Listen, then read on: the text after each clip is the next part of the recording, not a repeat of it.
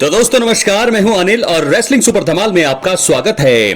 तो दोस्तों WWE हर साल 2K के साथ पार्टनरशिप में गेम रिलीज करता है। अलग अलग सुपरस्टार्स को कवर पर आने का चांस मिलता है और इस बार रोमन रेंस 2K25 के कवर स्टार हैं और वहीं आपको बता दें और उन्हें लेकर जो है काफी ज्यादा हाइप हो रही है। हाल ही में ये वीडियो गेम रिलीज हुआ है और रोमन रेंस ने इस धमाकेदार ऐलान के बाद चुप्पी तोड़ते हुए एक भावुक मैसेज दिया है। दोस्तों वो मैसेज क्या है उसके बारे में आपको बताएंगे। स्मैकडाउन में आज क्या क्या हुआ, क्या क्या चीजें हमें देखने को मिली और आगे जाकर के क्या होने वाला है उसके बारे में, और रेसलमेनिया के बाद एक बड़े प्रीमियम लाइव इवेंट का भी अनाउंसमेंट हुआ है, उसके बारे में हम आपको बताने वाले हैं। इसलिए वीडियो के अंत तक बने रहें और अगर आप चैनल पर नए हैं दोस्तों, सब्सक्राइब करने के बाद ऑल पर क्लिक करें। तो बात करेंगे सबसे पहले, रोमन रेंस आसानी से कैरेक्टर ब्रेक नहीं करते हैं, लेकिन उनके इंस्टाग्राम पेज पर WWE गेम्स के साथ कोलैबोरेशन में एक वीडियो सामने आ रहा है। इसमें रोमन ने 2K25 गेम के कवर स्टार होने पर खुशी जताई है और बताया है कि वो सब कुछ अपने परिवार के लिए करते हैं। दोस्तों उन्होंने कहा कि उन्होंने अपने काम से कवर स्टार बनने का सम्मान कमाया है। उन्होंने कहा, मैं जो कुछ भी करता हूं वो अपने परिवार और उनका नेतृत्व करने के लिए करता हूं। हमारी लेगेसी बढ़ाना, खुद को आगे की ओर लेकर जाना, अपने स्टार्स का कद बढ़ाना और चीजों का स्टैंडर्ड बढ़ाना मेरा लक्ष्य है। मैं पहले भी 2K की कवर पर रहा हूं, लेकिन इसका मेरे लिए काफी ज्यादा महत्व है।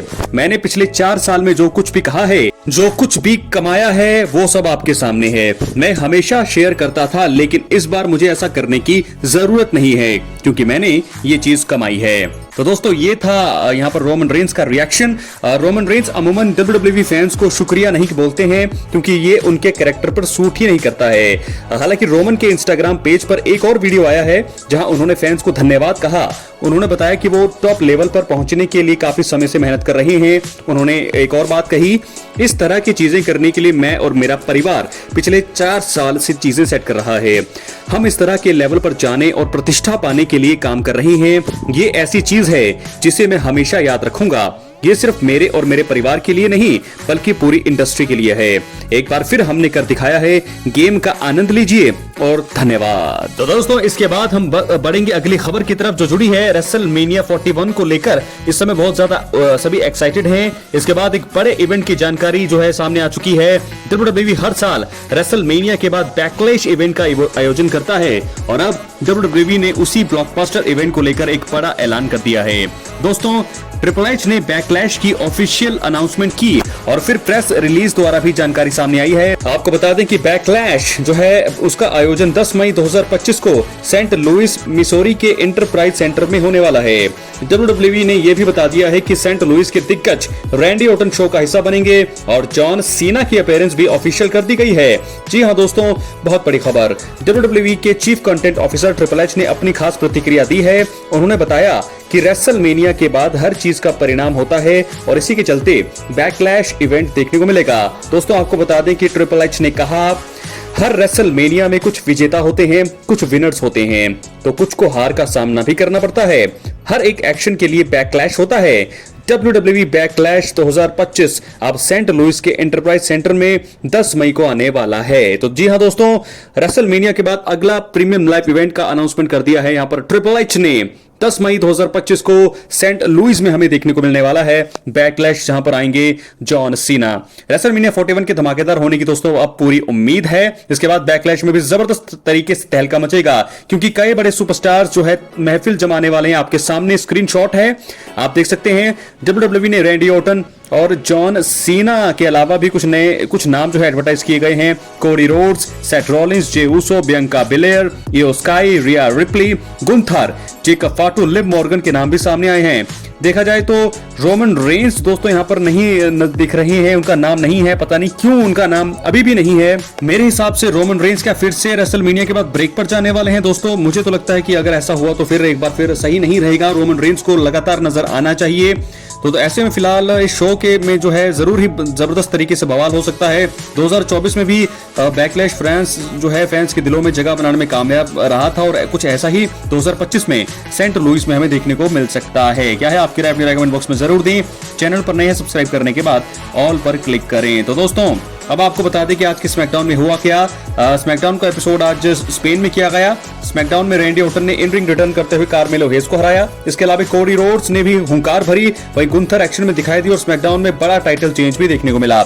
इसके साथ ही भविष्य से जुड़े कुछ संकेत मिले हैं, इसलिए इस वीडियो में हम कुछ संकेतों के बारे में बात करने वाले हैं जो स्मैकडाउन में इशारों में बताया गया है। बात करेंगे सबसे पहली चीज का, क्या WWE स्मैकडाउन में टाइटल हारने के बाद टूट जाएगी DIY? जी हां दोस्तों, आपको बता दें कि स्मैकडाउन में इस हफ्ते स्ट्रीट प्रॉफिट्स ने DIY को हराकर WWE टैग टीम चैंपियनशिप जीत ली है। गौर करने वाली बात यह रही कि मुकाबले के आखिरी पलों में DIY के जॉनी गर्गानो ने अपने पार्टनर टोमेसो चैंपा को किक लगा दी। इसका फायदा उठाकर ही स्ट्रीट प्रॉफिट्स ने मुकाबला जीता था। अब संभावना है कि इस चीज को लेकर गर्गानो और चैंपा के रिश्ते में खटास आ सकती है और इसके बाद इन दोनों में से कोई बगावत करते हुए DIY का अंत कर सकता है। और मुझे लगता है कि ऐसा टोमेसो चैंपा ही करेंगे, क्योंकि बहुत पहले भी हमने काफी पहले भी देख लिया है टोमेसो चैंपा हील बने हैं और किस प्रकार उन्होंने अटैक किया है जॉनी गर्गानो पर। तो एक बार फिर उनकी जोड़ी टूटने का खतरा मंडरा रहा है टाइटल हारने के बाद। क्या है आपकी राय, अपने कमेंट बॉक्स में जरूर दें। अब हम बढ़ेंगे अगली स्टोरी की तरफ जो जुड़ी है शार्लेट फ्लेयर और टिफनी स्ट्रैटन के बीच। क्या बवाल हमें आज देखने को मिला दोस्तों स्मैकडाउन के शो में। जी हां दोस्तों, आपको बता दें कि रेसलमेनिया 41 में शार्लेट फ्लेयर और टिफनी स्ट्रैटन के बीच WWE वुमेन्स चैंपियनशिप के लिए मैच होना है। फैंस अभी तक इस मुकाबले को लेकर इतने एक्साइटेड नहीं है। बता दें कि इस हफ्ते स्मैकडाउन में शार्लेट की बी फैब के खिलाफ जीत के बाद उनका टिफनी के साथ खतरनाक ब्रॉल देखने को मिला। ये चीज इस बात का संकेत हो सकती है कि WWE Charlotte Flair versus Tiffany Stratton match में कोई बड़ी शर्त जोड़ सकती है। इस सिचुएशन में देखना रोचक होगा कि फैंस के इस मुकाबले में रुचि बढ़ती है, कोई एक्साइटमेंट आती है या नहीं। लेकिन आज जो हमने मुकाबला देखा, आज जो हमने ब्रॉल देखा, जिस प्रकार हाई फ्लाइंग मूव्स किए यहाँ पर टिफनी स्ट्रैटन ने, वहां से मुझे लगता है कि एक्साइटमेंट जरूर आई होगी। और जो खतरनाक ब्रॉल हमें देखने को मिला, जो होना भी चाहिए था, बहुत ही एक्साइटमेंट अब लोगों को आएगी।